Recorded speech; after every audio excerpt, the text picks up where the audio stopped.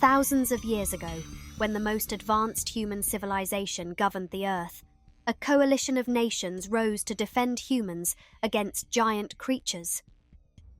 The result of these efforts was a deadly ray that shortly after became the cause of the destruction of the Atlantis civilization.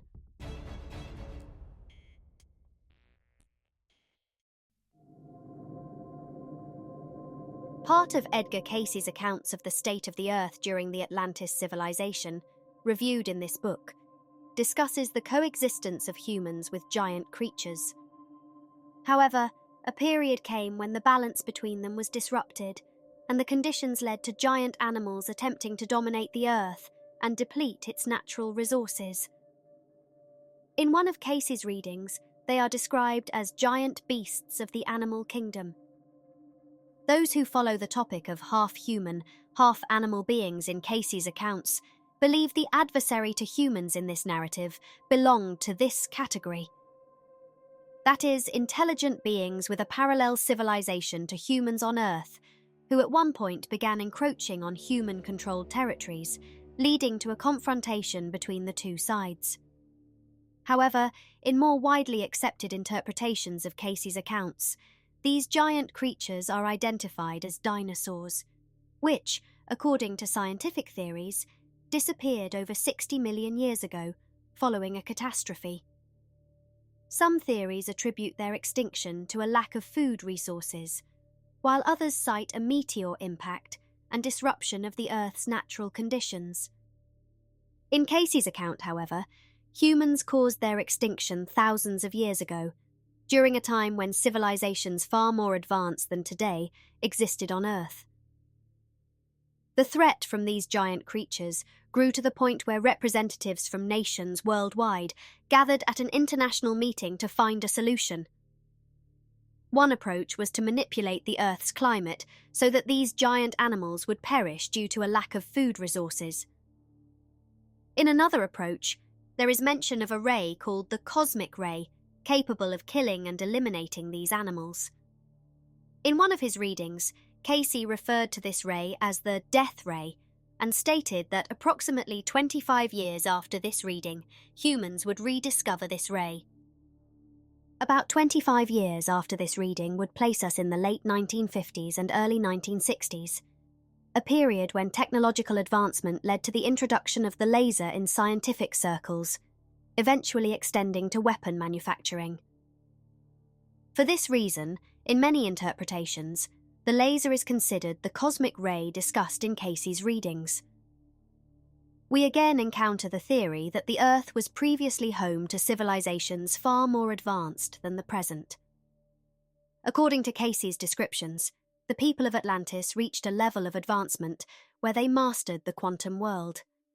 Their vehicles could fly. They used crystals and sound waves to heal diseases, lift objects, and construct enormous structures. They built tunnels powered by compressed air. They used silicon chips in a way that we still lack a comparable technology today.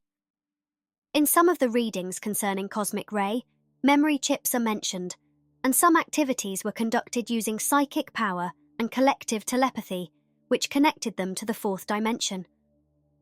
However, as the Atlanteans' knowledge progressed and they gained more insight into destructive forces, nature's balance further deteriorated, laying the groundwork for the first stage of this land's destruction. The intensity and scale of the destruction in Atlantis's first stage was so vast that it broke into 5 islands.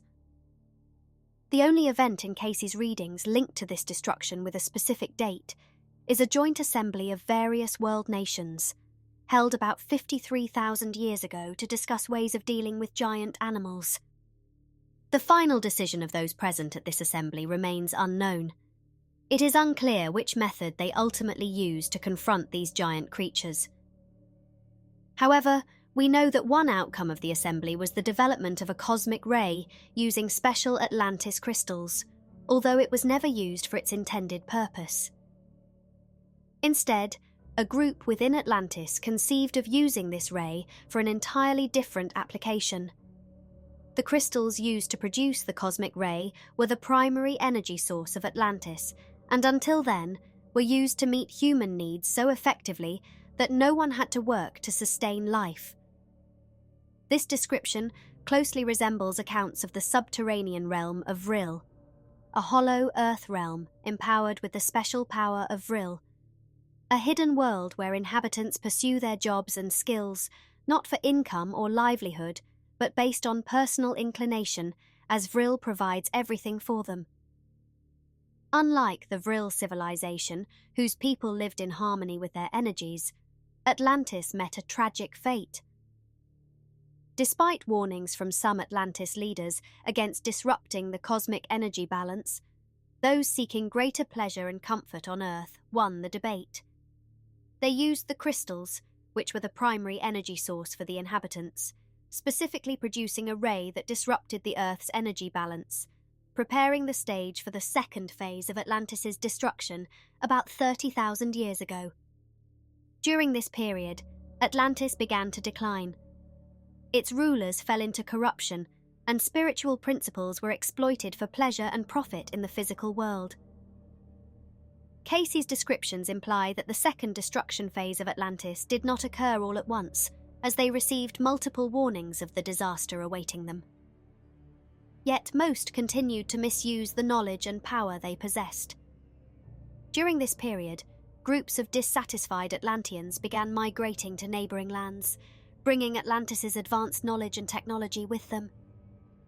In the second round of Atlantis's destruction, much of its landmass was lost, and more significant climatic changes occurred on Earth. The Atlanteans had to make substantial changes to their lifestyles and governance to survive in the new conditions. Thus, we witnessed the decline of the Atlantis civilization, and their scientific achievements during this period were significantly less than those of earlier civilizations. If you've seen our previous videos, you're familiar with two groups of Atlantis's inhabitants: the Children of the Law of One and the Sons of Belial. The latter valued earthly pleasures far above the cosmic harmony of the universe and emphasized using technology for greater welfare. Even after 2 rounds of Atlantis's destruction, they did not change their approach and were responsible for the final round of destruction, a cataclysmic storm that submerged all that remained from previous destruction phases of Atlantis, a storm whose trace can be found in the biblical account of Noah's flood. Unlike religious beliefs that identify Noah and his ship's passengers as the only flood survivors, in Cayce's account, many Earth inhabitants survived this deluge, and it was only the land of Atlantis and its inhabitants that were submerged. Before the complete destruction of Atlantis, not only did some of its inhabitants migrate to neighboring lands, but some neighboring civilizations, during the opportunity they had, visited Atlantis and took some of its knowledge and technology with them. Among them was a priest named Ra-Ta, who, in Cayce's account, was Persian and travelled to Egypt after the Persians defeated the Egyptians. Cayce considered Ra-Ta one of his incarnations, believing that in one of his past lives he was Ra-Ta during the Atlantis civilization. After encountering some challenges with Egyptian rulers, Ra-Ta was appointed to oversee the settlement process for the Atlanteans in Egypt, those who, upon receiving warnings, decided to migrate and entered Egypt in groups. The number of Atlanteans eventually became so large that the native Egyptians came into conflict with them, and finally, Ra-Ta, a priest respected by most people, was tasked with resolving this situation. Alongside his efforts to promote peaceful coexistence between the newly arrived Atlanteans and native Egyptians, Ra-Ta, using knowledge from the Atlanteans, was able to visit this land and bring a portion of their rich information bank to Egypt. One topic often discussed regarding Ra-Ta's activities in Cayce's accounts relates to the Egyptian pyramids. Ra-Ta, based on writings he obtained from Atlantis, was able to identify the location of the Egyptian pyramids.